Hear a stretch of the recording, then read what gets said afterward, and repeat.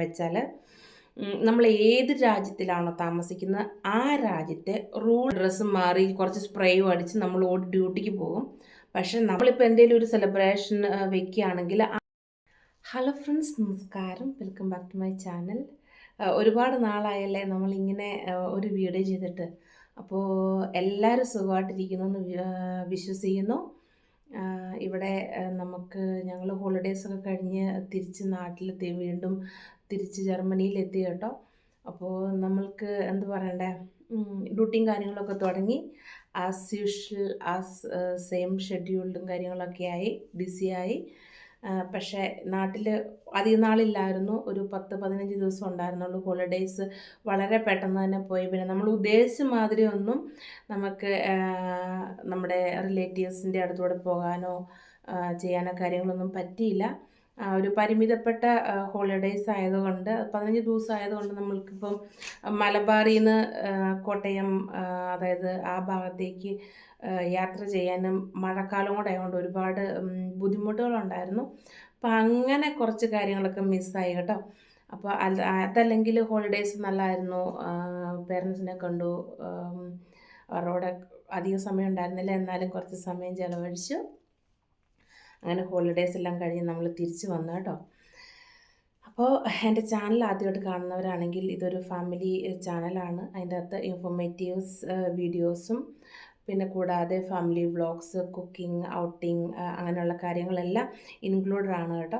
അപ്പം എൻ്റെ വീഡിയോയിൽ ജർമ്മനിയിലേക്ക് വരാൻ ആഗ്രഹിക്കുന്നവർക്കും വന്നു കഴിഞ്ഞാൽ എങ്ങനെയാണ് പേപ്പർ വർക്ക്സ് മുന്നോട്ട് കൊണ്ടുപോകേണ്ടത് എന്നതിനെക്കുറിച്ചൊക്കെയുള്ള വീഡിയോസ് ഒരുപാട് ഞാൻ ചാനലിൽ അപ്ലോഡ് ചെയ്തിട്ടുണ്ട്.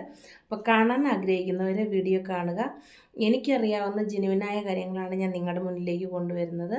അപ്പോൾ ചാനൽ കാണാൻ ഇഷ്ടമുള്ളവർ കാണുക, സബ്സ്ക്രൈബ് ചെയ്ത് കൂടെ ഫ്രണ്ട്സായി ഫാമിലിയായി കൂടെ ചേരാൻ ആഗ്രഹിക്കുന്നവർ ചെയ്യുക കേട്ടോ. അപ്പോൾ ഇന്നത്തെ വീഡിയോയിൽ ഞാൻ നിങ്ങളുമായി ഷെയർ ചെയ്യാൻ ആഗ്രഹിക്കുന്ന വിഷയം എന്താണെന്ന് ചോദിച്ചാൽ, ഇപ്പോൾ നമ്മൾ കാണുന്നുണ്ട് ഒരുപാട് യൂറോപ്യൻ കൺട്രികളിൽ മലയാളികൾ കൂട്ടത്തോടെ അറ്റാക്ക് ചെയ്യപ്പെടുന്നത്.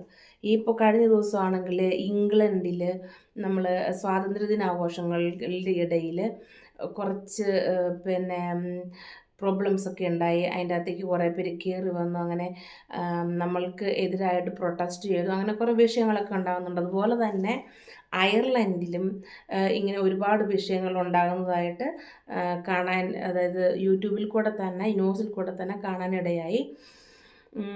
അപ്പം എൻ്റെ ഒരു ഇത് വെച്ചിട്ട് ഞാൻ പറയുകയാണ്, കാരണം എന്താണ് ഇങ്ങനെ ആൾക്കാർ നമ്മൾക്കെതിരെ കൂട്ടം കൂടി അറ്റാക്ക് ചെയ്യുക, അല്ലെങ്കിൽ നമ്മളെ ഡിസ്ലൈക്ക് ചെയ്യുക, നമ്മളെ റിജക്റ്റ് ചെയ്യാനുള്ള കാരണം എന്ന് എനിക്ക് തോന്നുന്നത്, നമ്മൾ ഒരു രാജ്യത്ത് ജോലി അന്വേഷിച്ച് പോകുന്നു, നമ്മൾ അവിടെ പിന്നെ സെറ്റിലാവുന്നു, അവിടുത്തെ കാര്യങ്ങളുമായിട്ടെല്ലാം അഡ്ജസ്റ്റായി മുന്നോട്ട് പോകുന്നു. അങ്ങനെയാണ് സാധാരണ രീതിയിൽ നമ്മളിവിടുന്ന് അബ്രോഡ് അല്ലെങ്കിൽ യൂറോപ്പിൽ പോകുന്ന ഓരോ വ്യക്തികളും ഇഷ്ടപ്പെടുന്നതും ആഗ്രഹിക്കുന്നതും.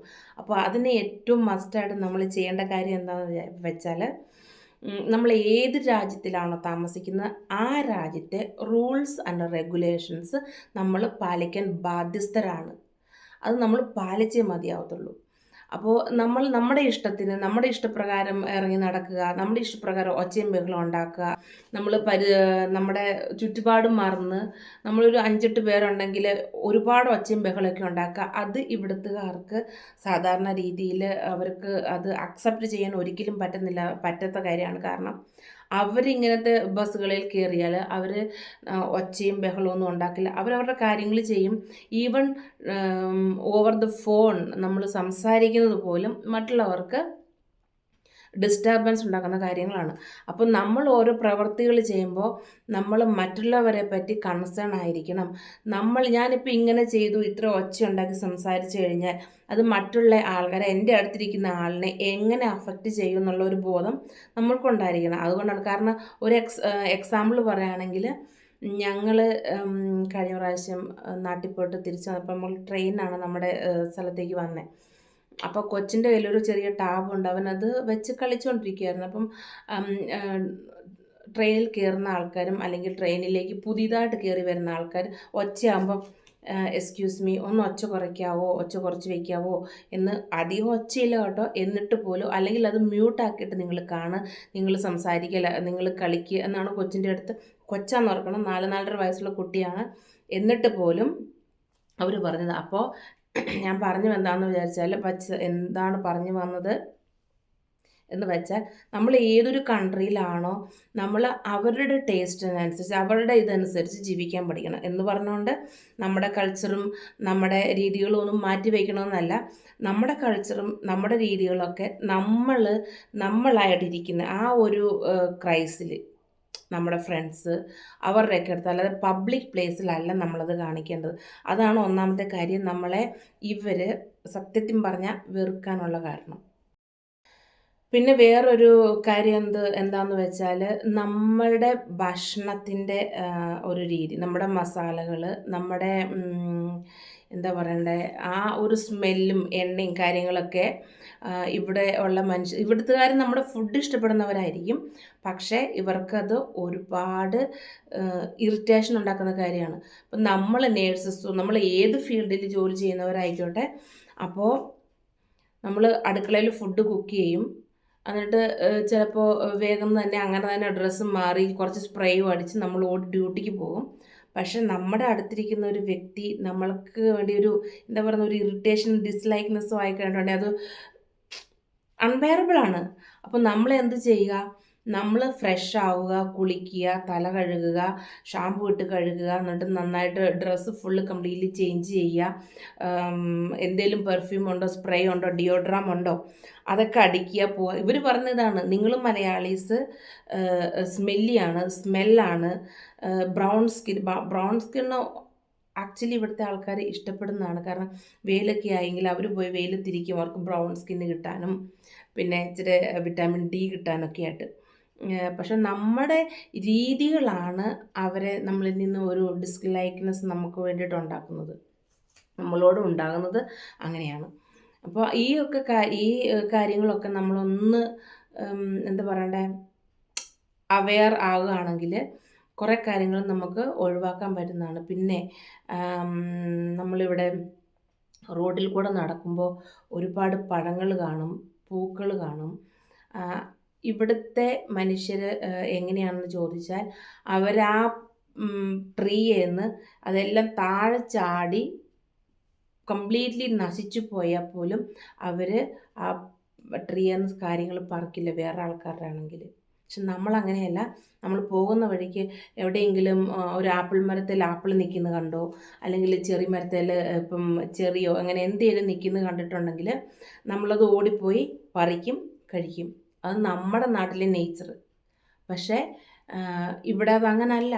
അപ്പോൾ പിന്നെ 10 മണി കഴിഞ്ഞ് നമ്മളിവിടെ കംപ്ലീറ്റ്ലി സൈലൻസ് ആയിരിക്കണം വൈകുന്നേരം.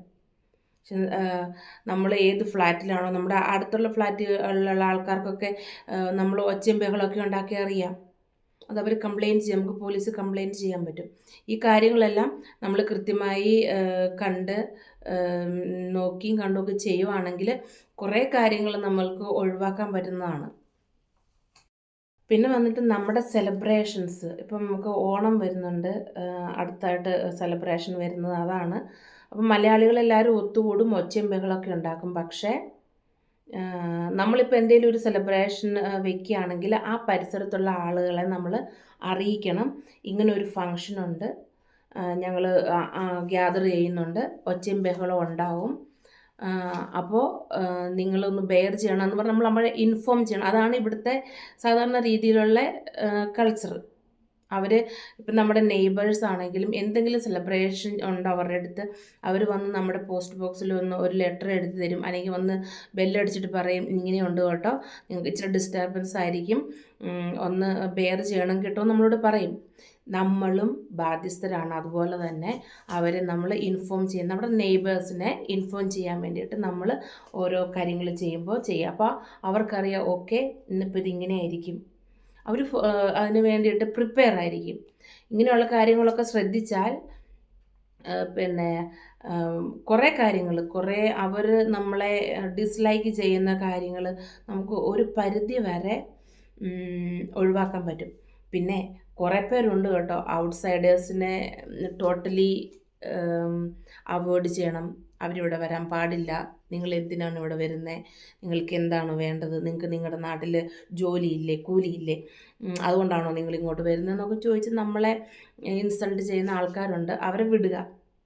കാരണം ആസ് ലോങ് ആസ് ഇവിടുത്തെ ഗവൺമെൻറ് നമ്മളെ സപ്പോർട്ട് ചെയ്യുന്നിടത്തോളം കാലം ഇവിടുത്തെ റൂൾസ് ആൻഡ് റെഗുലേഷൻസും അനുസരിച്ച് നമ്മൾ ജീവിക്കുകയാണെങ്കിൽ നമുക്ക് ഒരു ബെറ്റർ ആയിട്ടുള്ള ഒരു അക്സെപ്റ്റൻസും പൊതുസമൂഹത്തിലാണേലും നമ്മുടെ ഡ്യൂട്ടി സ്ഥലത്താണേലും ഒക്കെ കിട്ടുന്നതായിരിക്കും. അപ്പോൾ ഈ ഒരു വിഷയത്തെപ്പറ്റി എനിക്ക് ഇത്രയേ പറയാനുള്ളൂ. നമ്മൾ എവിടെയാണോ അവിടുത്തെ കൾച്ചറൽ രീതികളനുസരിച്ച് ജീവിക്കാനായിട്ട് ശ്രദ്ധിക്കുക. മറ്റുള്ളവരെ ഡിസ്റ്റർബ് ചെയ്യാതെ ജീവിക്കുക. ഇതൊക്കെയാണ് നമുക്ക് ചെയ്യാൻ പറ്റുന്ന ഏറ്റവും നല്ല കാര്യങ്ങൾ. അപ്പോൾ വേറൊരു വീഡിയോയുമായി വരുന്നത് വരെ tata bye bye, take care.